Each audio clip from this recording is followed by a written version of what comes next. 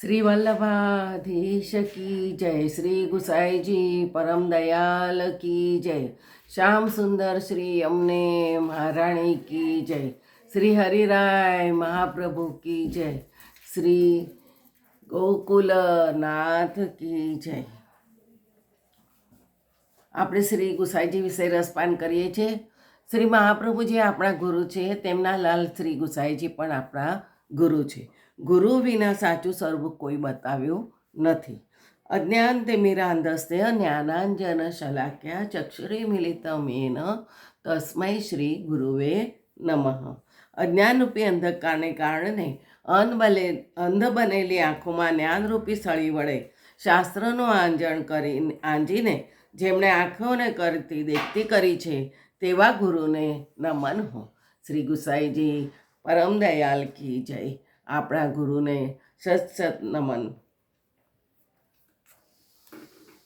બીજું ગુરુ માટે એમ પણ કહેવાય, ગુરુર બ્રહ્મા ગુરુર વિષ્ણુ ગુરુદેવો મહેશ્વર ગુરુ સાક્ષાત પરબ્રહ્મ તસ્મૈ શ્રી ગુરુવે નમઃ।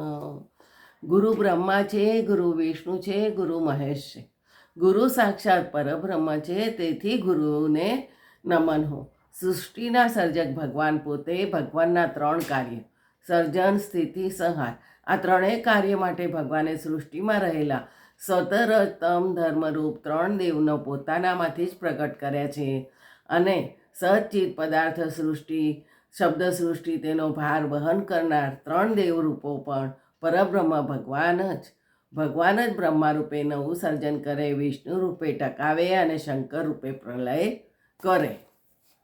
હવે આપણે આગળ જોઈશું, મહાપ્રભુજી નિત્ય લીલામાં પધાર્યા ત્યારે એમની ઉંમર 15 વર્ષની હતી। શ્રી ગુસાઈજી 15 જ વર્ષના હતા જ્યારે શ્રી મહાપ્રભુજી નિત્ય લીલામાં પધાર્યા ત્યારે। પછી એમને સેવાનો પ્રકાર શીખવા માટે માતાજીની આજ્ઞાથી દામોદરદાસ હરસાણીજી પાસે જતા તેમની પાસેથી નિત્યનો તથા ઉત્સવનો સેવા પ્રકાર તથા તેની ભાવના લીલા ભાવના શીખ્યા। આગ્રામાં કનૈયાલાલ ક્ષત્રિય નામના મહાપ્રભુજીના સેવક હતા। તેમની પાસે મહાપ્રભુજીના બધા ગ્રંથો હતા। ત્યાં જઈને તેમણે બધા ગ્રંથોનો અભ્યાસ કર્યો અને તે ગ્રંથો મેળવ્યા। મહાપ્રભુજીના સેવકો પાસેથી પુષ્ટિમાર્ગની ઘણી જાણકારી એમને મળી હતી।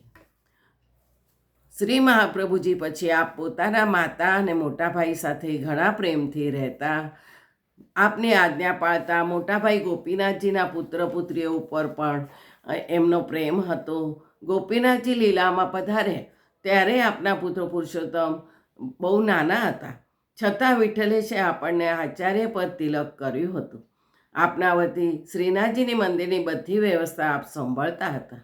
એક વખત શ્રીનાથજીના મંદિરના અધિકારી કૃષ્ણદાસએ કહ્યું, શ્રી પુરુષોત્તમજી હવે બધું સંભાળશે, આપ તેઓની આજ્ઞા લઈ સેવામાં આવો, કુટુંબમાં ક્લેશ ન થાય તે માટે વિઠ્ઠલેશ 6 મહિના સુધી ચંદ્ર સરોવર ઉપર વિરહમાં બિરાજ્યા હતા।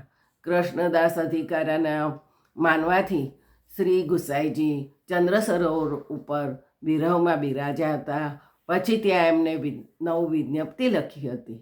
પુરુષોત્તમજી લીલામાં પધાર્યા પછી આપે આચાર્ય પદ સ્વીકાર્યું। મોટાભાઈ ગોપીનાથજીના બંને પુત્રીઓ બાળ વિધવા હતી। વિઠ્ઠલેશજીએ તેમને ઓછું ન આવે એવી રીતે પોતાને ત્યાં જ રાખી હતી ને તેમની સંભાળ લીધી હતી। 1588માં 16 વર્ષની ઉંમરે એમના લગ્ન કાશીમાં બાગરોદી શ્રી વિશ્વનાથ ભટ્ટના સુપુત્રી રૂકમણીજી વહુજી સાથે થયા। આ લગ્નથી એમને 6 લાલન અને 4 બેટીજી થયેલા। રૂકમણીજીના લીલા પ્રવેશ પછી ગઢાના રાણી દુર્ગાવતી ઘણા આગ્રહથી શ્રી પદ્માવતી વહુજી સાથે બીજા લગ્ન કર્યા। તેમનાથી તેમને 1 લાલન થયા, કુલ 7 લાલન થયા। શ્રી ગુસાઈજીના 7 લાલના નામ, એક પહેલાં તો ગિરધરજી, બીજા ગોવિંદજી, ત્રીજા બાળકૃષ્ણજી, ચોથા ગોકુલનાથજી, પાંચમા રઘુનાથજી, છઠ્ઠા યદુનાથજી, સાતમા ઘનશ્યામલાલજી અને 4 બેટીજીઓ। 4 બેટીજીઓના નામ શોભા બેટીજી, યમુના બેટીજી, કમલા બેટીજી અને દેવકા બેટીજી. એમનો ગૃહસ્થાશ્રમ ખૂબ જ સુખી હતો. બધા જ લાલન વિદ્વાન અને પ્રતિભાશાળી અને સેવાપરાયણ હતા. બેટીજીઓ પણ ચિત્ર સંગીતમાં કુશળ અને સેવાપરાયણ હતી.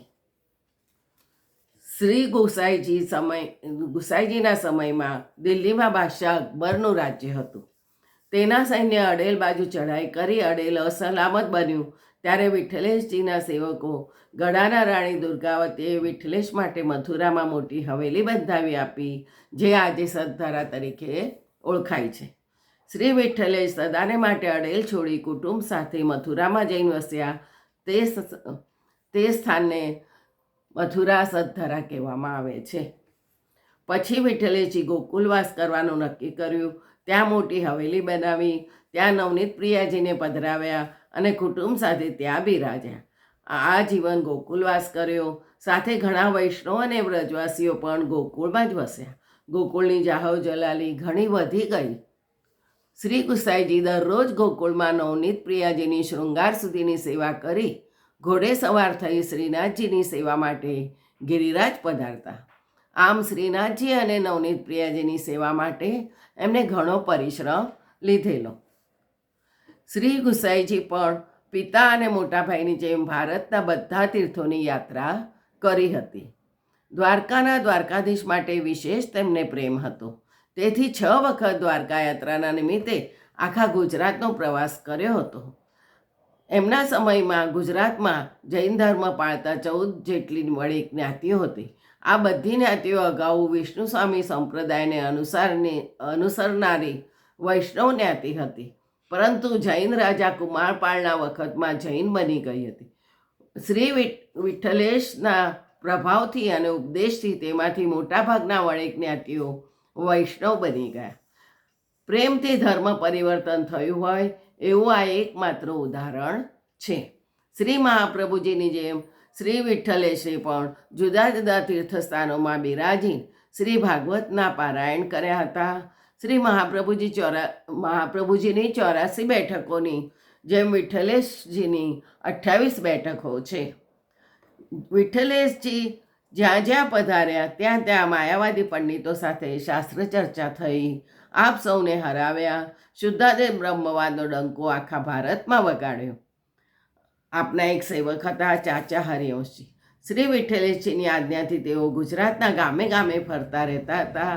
આદિવાસી વિસ્તારોમાં પણ તેઓ ઘણું કર્યું. ઘણું ફર્યા અને ઘણા વૈષ્ણવ બનાવ્યા. તેમણે ઘણા લોકોને વૈષ્ણવ બનવા પ્રેરણા આપી. તેમના પ્રયાસથી પુષ્ટિ માર્ગનો ઘણો પ્રચાર થયો હતો. શ્રી વિઠ્ઠલેશજી શ્રી મહાપ્રભુજીએ પ્રગટ કરેલી સેવા પ્રણાલિકાનો ઘણો વિસ્તાર કર્યો હતો. શ્રી ઠાકોરજીના સુખ માટે વિવિધ કળાઓનો સેવામાં ઉપયોગ કર્યો. સેવા માર્ગને કલાત્મક રૂપ આપ્યું. સેવામાં રાગ, ભોગ, શૃંગારને કલાત્મક રીતે યોજ્યા. વિવિધ વસ્ત્રો જેવા કે ચાકદાર, ઘેરદાર, સુથન કાચની, પટકા, તેમજ શૃંગારમાં મુકુટ, ટીપારો, ચંદ્રિકો, સેહર, કતરા જેમ જાત જાતના શૃંગાર તૈયાર કરાવ્યા. નખથી શિખા સુધીના 16 શૃંગાર શ્રી ઠાકોરજીને ધરાવવાની શ્રી ગુસાઈજીએ જ શરૂઆત કરી હતી. ઋતુ પ્રમાણે અત્તરો પણ ધરાવવા માંડ્યા. સખડી, અનસખડી અને દૂધ ઘરની જાત જાતની સુંદર અને મધુર સામગ્રીઓ ઠાકોરજીને ધરાવવાની એમને જ શરૂઆત કરાઈ હતી.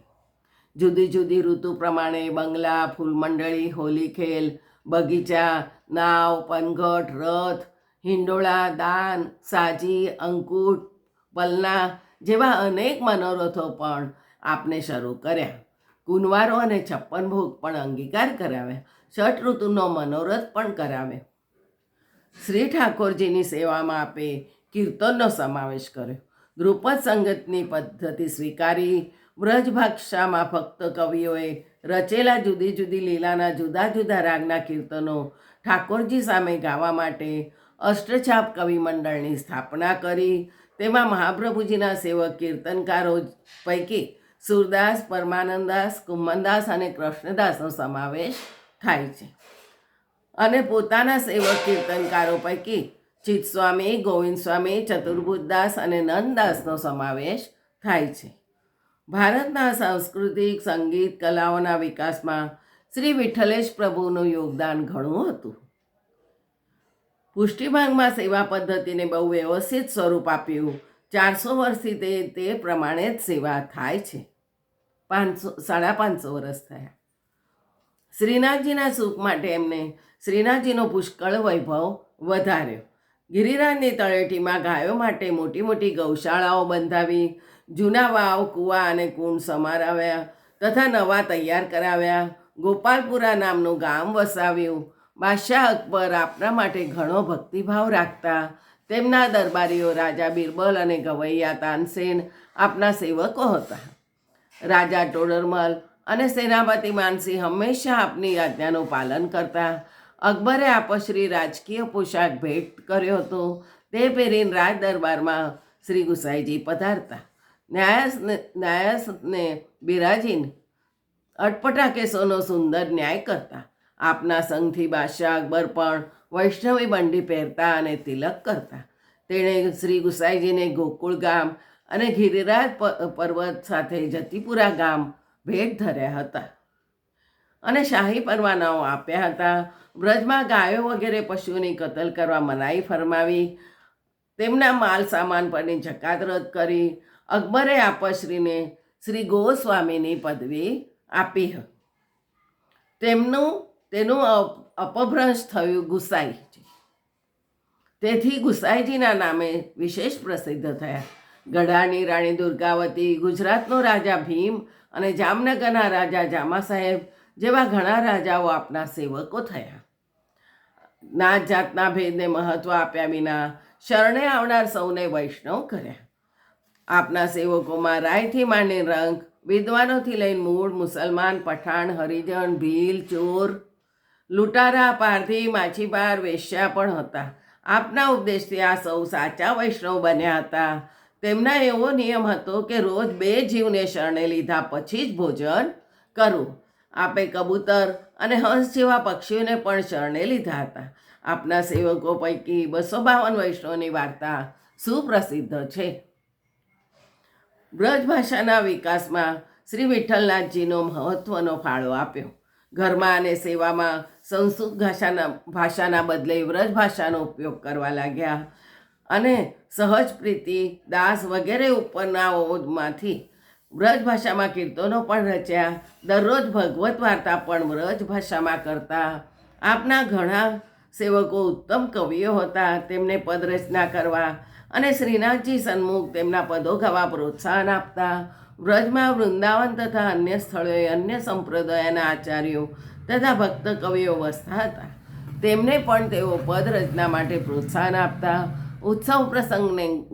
ઉત્સવ પ્રસંગે તેમને બોલાવી તેમનું સન્માન પણ કરતા. બીજું આવતીકાલે. જય જય શ્રી ગોખલેશ.